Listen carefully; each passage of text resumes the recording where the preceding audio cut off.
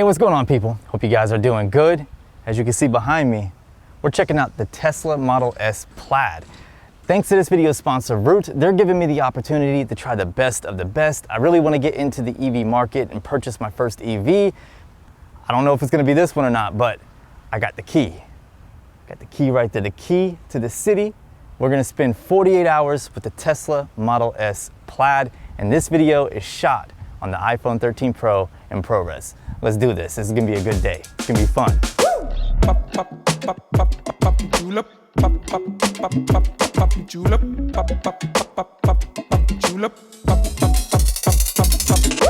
Wow. Okay. The yoke is weird. Like, I don't know. It's gonna take me some time to get used to this. This is a really weird steering wheel design. I do like the fact that you can see the screen. There's like no obstruction there, so that is definitely nice. I don't think it's bad. I don't know.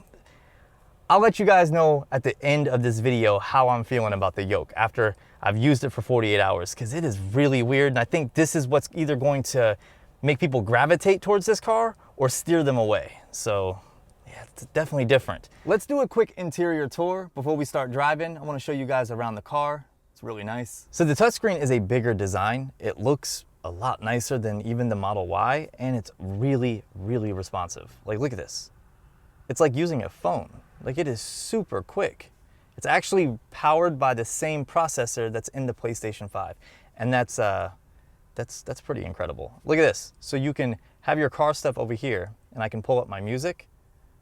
I can minimize it like this. I can make the actual player a little bit bigger. I can drag the player over here, drag it over here, pull my car stuff up. It's almost like I'm getting a little bit of multitasking on this screen. It's pretty nice. I can pull up the cameras. Look how responsive that is. That's crazy. I like it. I'm definitely feeling that. And then of course we have two wireless charging pads right here. So one thing I loved about my Model Y experience was the comfort of the seats. And these are just as comfortable, but they're also ventilated. Like, look at that. You can see the little pores, the little holes for the ventilation, and they're heated and cooled seats. So I know a lot of people wanted that, and we have that now. Check this out. Look at all this space. So you have a little compartment here.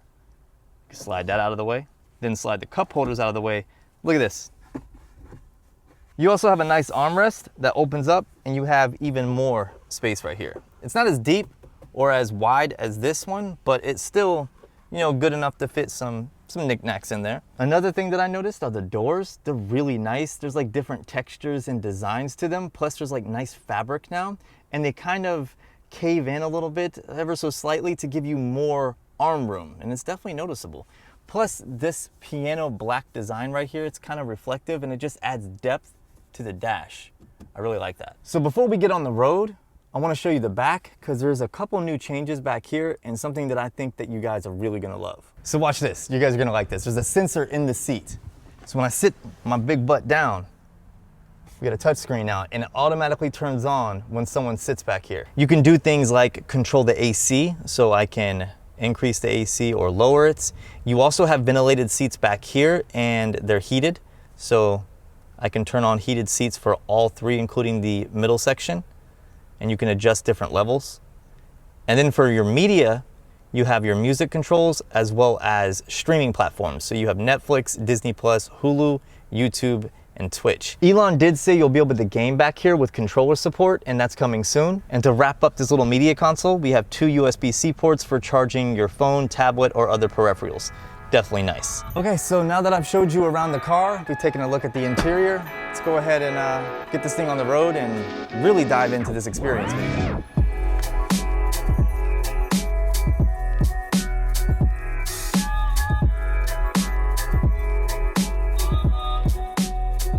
So one really cool thing is obviously there's no shifter, so there's no way to take it into reverse or park using any type of stick. But as you can see, it says tap to drive.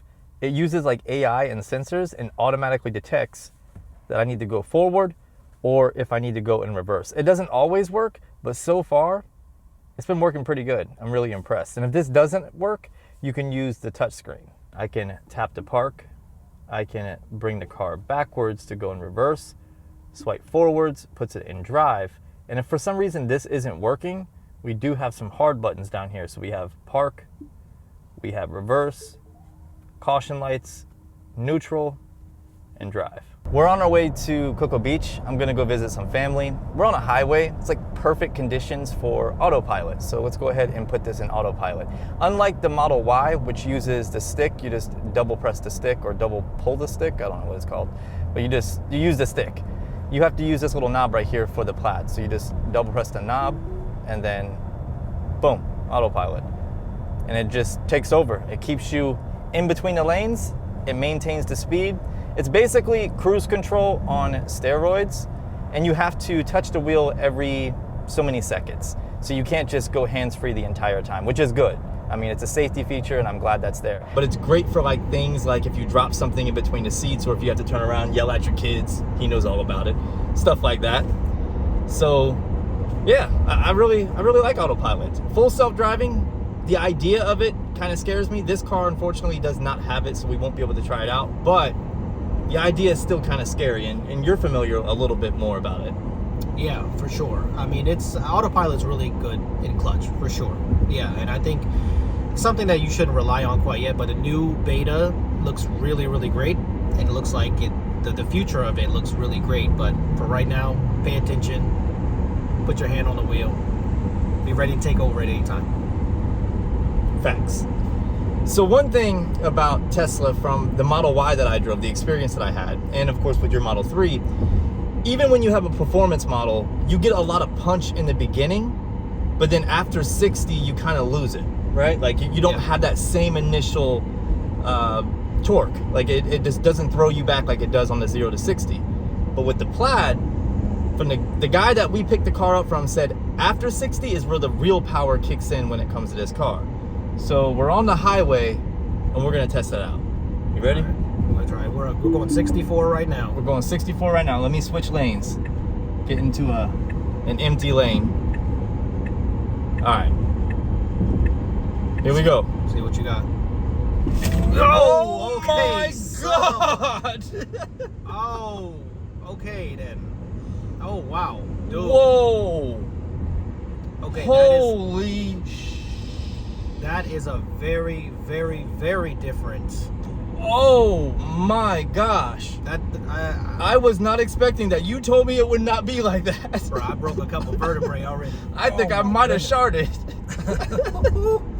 Yo, that is crazy. That's a crazy amount of power, dude. I've been using the Yolk for like a half a day and I do have some thoughts. It's nowhere near as bad as I initially expected. I thought this thing was going to be terrible to use, but I'm slowly but surely getting used to it in terms of steering. Now there was a few times where I was trying to do like a U-turn or really cut the wheel and my hand just wanted to grab something that just wasn't there. Like it went Casper on me. It was just, there's nothing. And then also if you're doing like a turn where normally you would let the steering wheel go a little bit and let it glide in your hand, there's nothing there. So you just kind of got to trust the car a little bit and just let go and then grab it.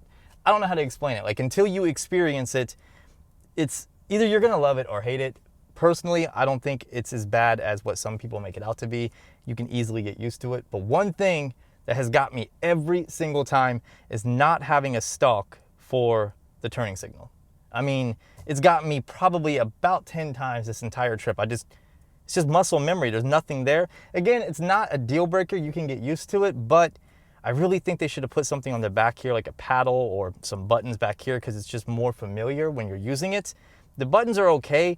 The haptic feedback, I'm sorry, Tesla fans, you're probably gonna hate me, but the haptic feedback on these turning signals is straight up garbage. It's like a 1994 Motorola phone garbage. Like it's not very good. One complaint that I've seen from a lot of people, especially on my Instagram post that I made, is the safety of the steering wheel or the yoke. And I gotta say, just like with anything else, there is going to be a learning curve.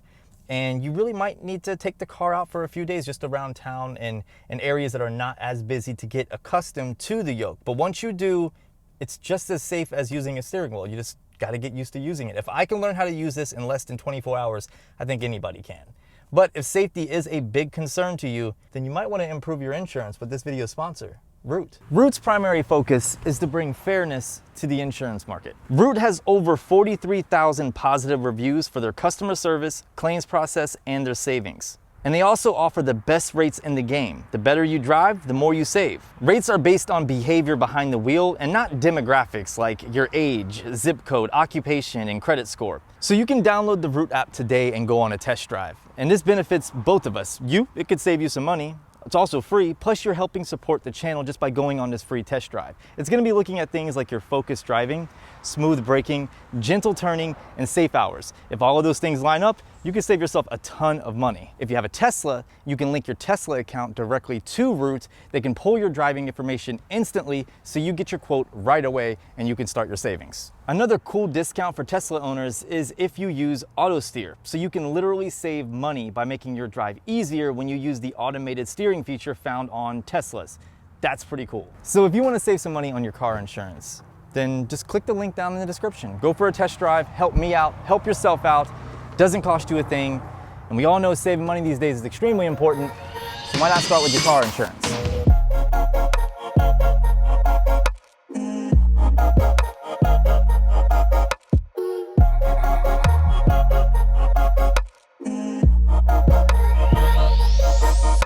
All right, so I've spent 48 hours with this car now, so it's time to do like a wrap up. And the first thing I want to hit on is the outside and just the overall design. I really do like it. Personally, I think it's like the best looking Tesla out there in terms of all their models. But I have noticed a few build quality issues or QC issues, like there's several gaps in the trim and just, I don't know, things just don't line up properly in some places.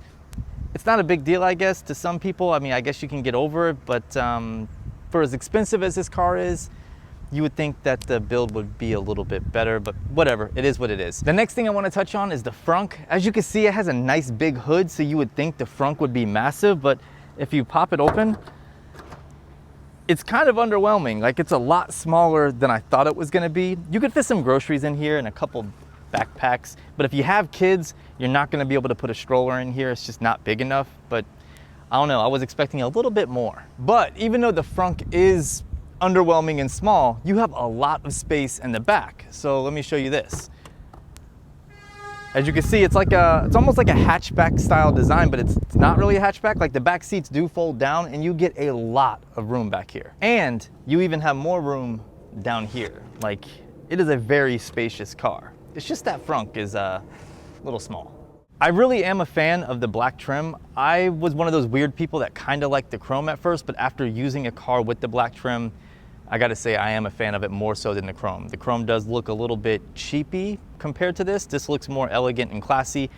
One thing I have to say is that if I were to buy this car, I would pay the extra money for these rims. These rims are fire. Like, they look really, really nice, and the wide tires definitely help when you're on the road. And leading into that, I do want to talk about the suspension, because the suspension on this car is really nice. It's air suspension and it balances itself out as you drive. It does it in real time, and there's also different ways to customize your experience when it comes to that suspension, and it's really nice. So speaking of that drive, one thing I noticed immediately, especially compared to my Camaro or even the Model Y that I borrowed not too long ago, is the cabin noise. It's really good. Like, the ride is so quiet, and Tesla even announced that they're going to be introducing ANC later on to make it even quieter, and that's really impressive. Honestly, this car is out of my price range. I just don't have the money to get this car right now. If I were to get a car like this, it would just be the regular Model S. The Plaid is really there for clout and also to show off, because the performance of this thing is incredible. I mean, check out a few of these clips. All right, you ready to test this 1,000+ horsepower? Here we go. Let's do it. Oh my God. Okay, into my neck. My back. Yeah, that's so fast. Oh my gosh. Whoa. Oh man! How fast do we get that baby? 70. 70 miles an hour in 2 seconds.